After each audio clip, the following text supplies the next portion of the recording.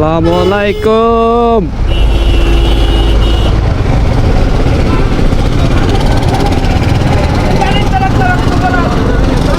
কি সমস্যা এখানে আবার? হে এভরিওয়ান, আসসালামু আলাইকুম। কি অবস্থা সবার? আশা করি সবাই ভালো আছেন। তো অনেক দিন পর আপনাদের সাথে, তো অনেক ঠান্ডার মধ্যে সকাল সকাল একটা রাইড।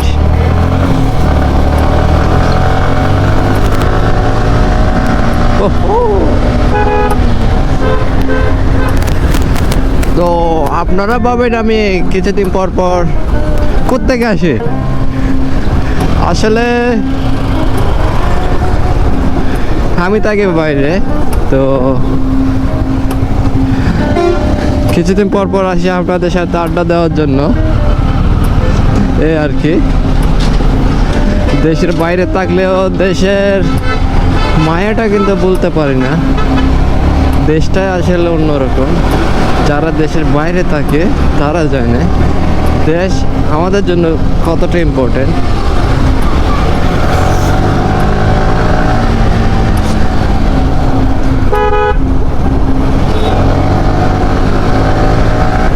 আর প্রচুর ঠান্ডা।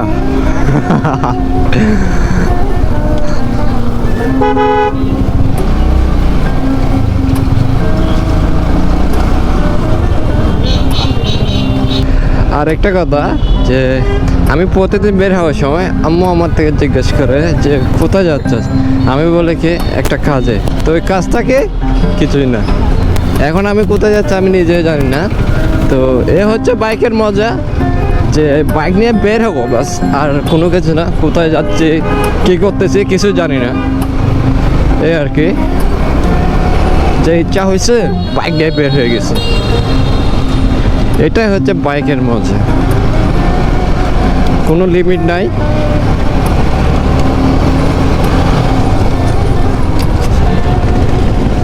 আর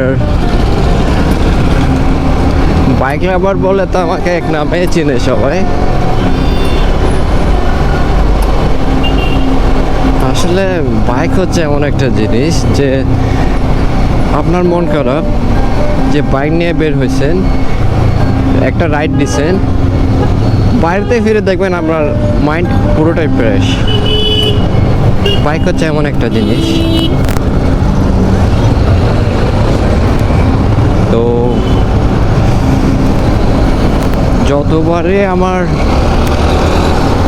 মুড খারাপ হয়েছে বা ভালো লাগতেছিল না, আমি করতাম কি বাইক নিয়ে একটা সেট আপ নিয়ে বের হয়ে যেতাম রাইড করার জন্য। ইচ্ছা মতো রাইড করতাম, তারপর ঘরে ব্যাক করতাম, সব কিছু নর্মাল একদম। তো এই হচ্ছে বাইকের মজা।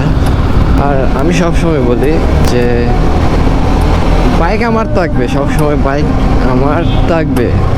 আমি যদি বাইক চালানোর পরিস্থিতি নাও থাকে, বাইক আমার ঘরে একটা থাকবে, এটাই আমার ইচ্ছা।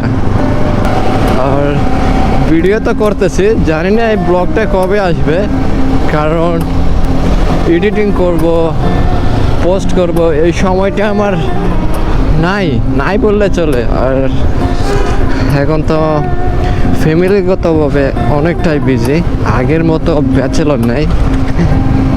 আচ্ছা, আমি যে এখানে উঠছি, আমি তো চেকই করি না যে আমার লাইসেন্স ডকুমেন্ট সব কিছু ঠিকঠাক করে নিয়েছি কিনা। একটু চেক করি আমি, না হলে তো বুঝতেছেন কি হবে।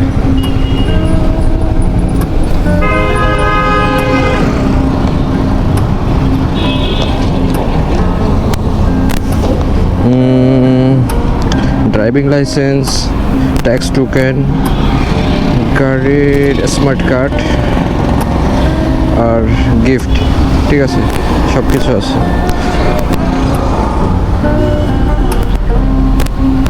ডান।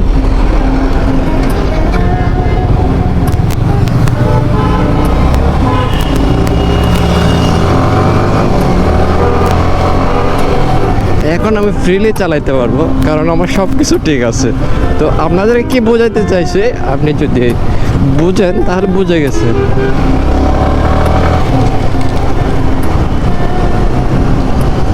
এদিকে আসতে ইচ্ছা করে না, কারণ অনেক জ্যাম।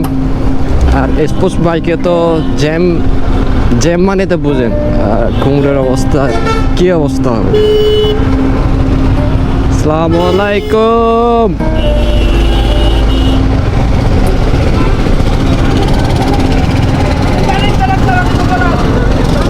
কি সমস্যা এখানে আবার দেখছেন? লাইসেন্স ট্যাক্স টোকেন না থাকলে কি সমস্যা দেখছেন? তো আমি আপনাদেরকে বলছি এই সমস্যা। কোন দেশে বসবাস করতেছি আমরা? আপনাদেরকে আমি বলি যে 3 দিন আগে আমার সব কিছু ওকে ছিল, তো আমি শুধু ট্যাক্স টোকেনটা করে ভুলে চলে গেছিলাম, ঠিক আছে? তো আমি ওকে মোবাইলে দেখাচ্ছি একটা স্যারকে, তো বলতেছি না এটা হবে না, ওইটা হবে না, ওইটা নাকি হবে না। আপনি অনলাইনে চেক করেন, অনলাইনে আসে আমি সরকারকে ট্যাক্স দিচ্ছি, আমার সব কিছু ওকে, তারপরে নাকি হবে না। তো আমরা কোন দেশে আছি ভাই?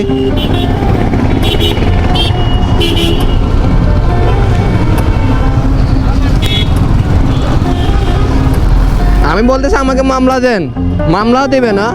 আমি বলতেছি আমি বাইক ট্যাক্স টোকেনটা আমি ঘর থেকে আনি, বলতেছে ওইটা আনতে হবে না। তো বুঝতেছেন তো কি খুঁজতেছে ওরা, কি চাই, কি চাই ভাই?